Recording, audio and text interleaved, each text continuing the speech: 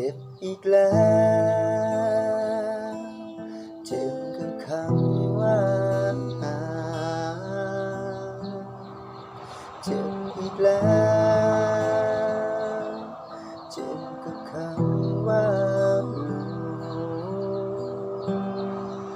ที่เจ้าเคยบอกว่าหักกันบอกทั้งที่ว่าเจ้ามันก็ไปใจสลายเมื่ออายได้คำน้องลาบอกว่าหากเอาไปกันบ่ได้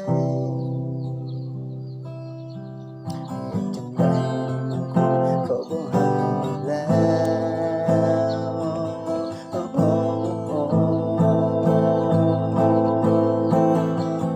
เป็นเพราะเขาเพราะเจ้า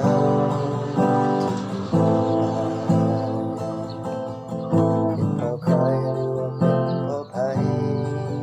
อยากรู้ถ้าคิดว่าเขาดีเจ้าก็ไปกับเขาให้ทิ้งหักเอาไว้อยู่วันนี้